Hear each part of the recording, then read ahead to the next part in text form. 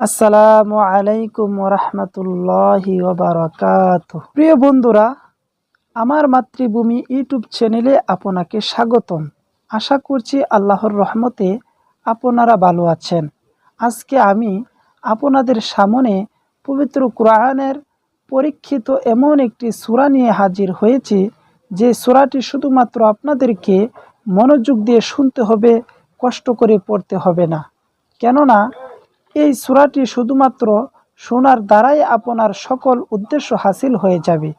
আপনি ঋণগ্রস্ত হয়ে গেছেন, আল্লাহ পাক গায়বী খাজানা থেকে ঋণ পরিশোধ করার তৌফিক দিবেন। আপনি চাকরি প্রার্থী, চাকরির পিছনে দৌড়াচ্ছেন, এই সূরাটি মনোযোগ দিয়ে শুনুন, আপনার চাকরির ব্যবস্থা হয়ে যাবে ইনশাআল্লাহ। আপনার ছেলে মেয়ে বা পরিবারের সদস্যরা আপনার অবাধ্য হয়ে যাচ্ছে, কথা শুনছে না, তাহলে এই পাওয়ারফুল সূরাটি শুধুমাত্র একবার মনোযোগ দিয়ে শুনুন। আপনার ব্যবসায় লাভবান হতে পারছেন না, আপনি কি দিন দিন অসফলতার মুখ দেখছেন, আপনার অসুস্থতা, দুঃখ, কষ্ট যাই থাকুক না কেন, এই শক্তিশালী সূরাটি শোনার উসিলায় তা দূর হয়ে যাবে ইনশাআল্লাহ। প্রিয় বন্ধুরা, আশা পূরণের এই সূরাটি শুধু একবার শুনেই দেখুন, নিজের চোখকে বিশ্বাস করতে পারবেন না। চতুর্দিক থেকে আপনার জন্য সুসংবাদ আসতে থাকবে। সকল আটকে থাকা কাজগুলো সঠিকভাবে সম্পন্ন হবে। আপনার সংসারে অশান্তির মেঘ দূর হয়ে রহমতের সুঘ্রাণ পেতে থাকবে। আপনার যত বড় বিপদেই থাকুক না কেন, এই সূরার উসিলায় সকল বিপদ থেকে মুক্তি পাবেন। সব বালা মুসিবত দূর হয়ে যাবে এবং আপনার যত বড় অসুস্থতায় থাকুক না কেন, তা থেকে শেফা পাবেন ইনশাআল্লাহ। আপনাকে শুধু মহান আল্লাহর কোরআনের উপর বিশ্বাস রাখতে হবে। মনে রাখতে হবে যে একমাত্র আল্লাহর কোরআনই পারে আমাদের সকল সমস্যার সমাধান দিতে। এজন্য পবিত্র কোরআনের এই সূরাটিকে মনোযোগ দিয়ে প্রথম থেকে শেষ পর্যন্ত শুনতে থাকুন। এটি শুনতে শুনতে আপনার জীবনের মুসিবতগুলো কেটে যেতে থাকবে, পেরেশানিগুলো দূর হয়ে যাবে, আল্লাহর রহমতে আপনার দোয়াগুলো কবুল হতে থাকবে ইনশাআল্লাহ। তবে শর্ত হচ্ছে, সূরাটি একবার শোনা শুরু করলে আপনাকে শেষ পর্যন্ত শুনতেই হবে। কেননা যদি অর্ধেক শুনেই চলে যান, তাহলে যে কাজগুলো বা যে আশাগুলো পূরণ হতে যাচ্ছিল, সেগুলো মাঝপথে আবার বিগড়ে যাবে। তাই মন থেকে পরিপূর্ণ সূরাটি একবার শুনেই তারপরেই যাবেন। প্রিয় বন্ধুরা, যারা আমাদের এই চ্যানেলে নতুন দর্শক, অবশ্যই চ্যানেলটি সাবস্ক্রাইব করে দিবেন। আর যারা আপনারা সাবস্ক্রাইব করেছেন, সকলকে জানাচ্ছি অসংখ্য ধন্যবাদ। মহান আল্লাহর কাছে দোয়া করি, হে আল্লাহ, যারা মনের আশা পূরণের এই সূরাটি শুনছে বা শুনবে, আপনি তাদের মনের সকল নেক আশা আকাঙ্ক্ষা পূরণ করে দিন, আমিন। কমেন্ট বক্সে আপনিও আমিন লিখে উক্ত দোয়ায় শরীক থাকুন। কেননা কে জানে যে কার মুখ থেকে বলা আমিন কখন কবুল হয়ে যায়। তো চলুন দেরি না করে সূরাটি শুনে নেওয়া যাক। বিসমিল্লাহির রহমানির রহিম।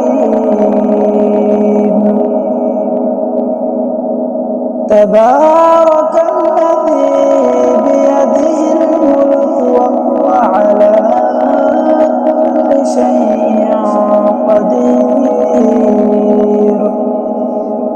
আল্লাযী খালাকাল মাউতা ওয়াল হায়াতা লিয়াবলুয়াকুম আইয়ুকুম আহসানু আমালা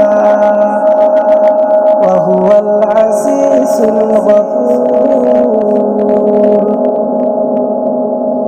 আল্লাযী খালাকা সাবআ সামাওয়াতিন তিবাকা মা তারা ফি খালকির রাহমানি মিন তাফাউত ফারজি'ল বাসারা হাল তারা মিন ফুতুর থুম্মা আরজি'ল বাসারা কাররাতাইনি ইয়ানqalib ইলাইকাল বাসারু খাসিআন ওয়া হুয়া হাসীর।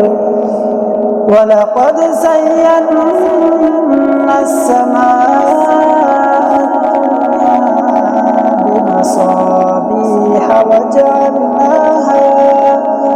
وجعلناها رجوما للشياطين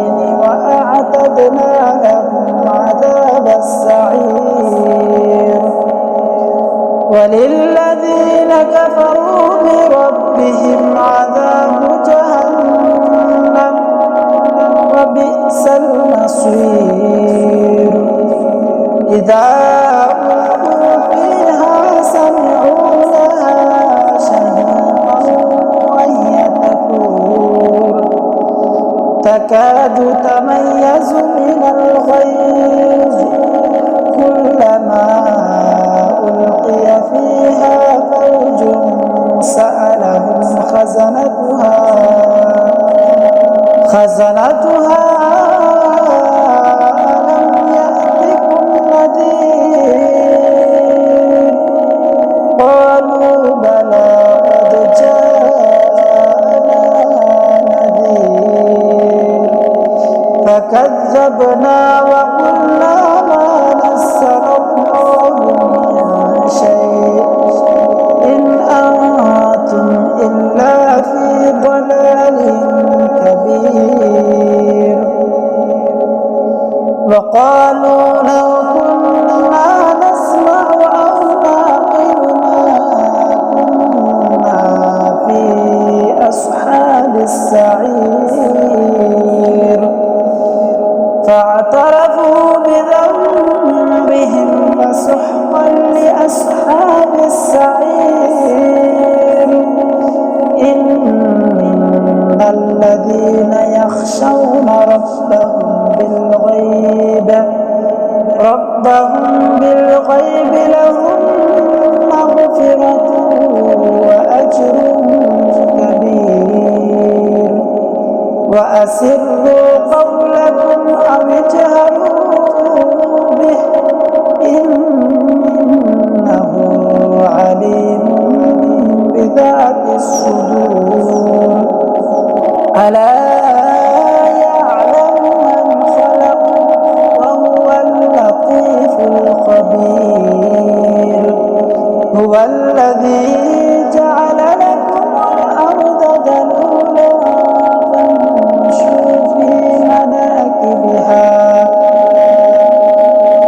ذلولا فامشوا في مناكبها وكلوا من رزقه وإليه النشور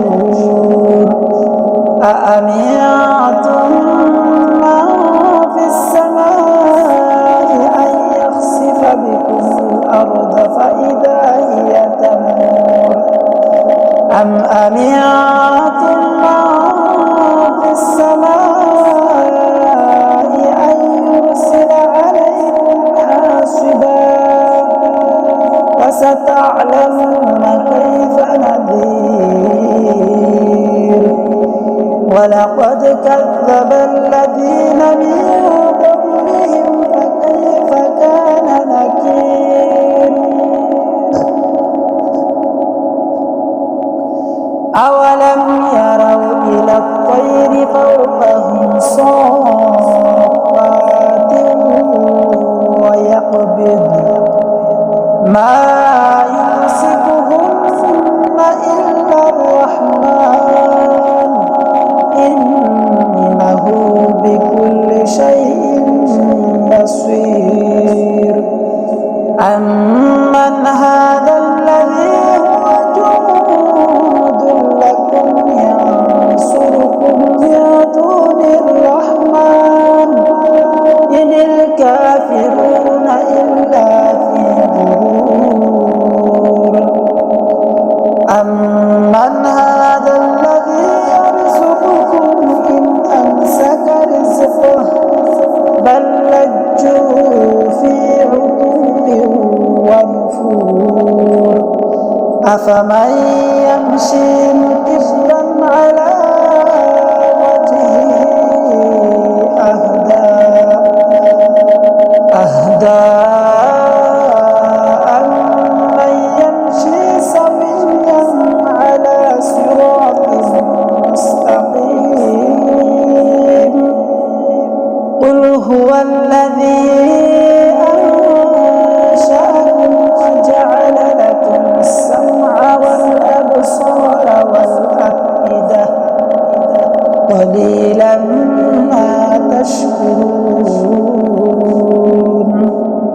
قل هو الذي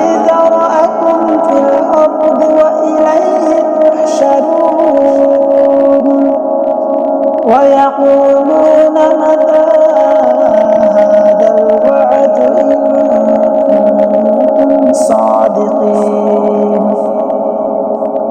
قل إنما العلم عند الله وإنما أنا نذير مبين فلما رأوه زلفة سيئت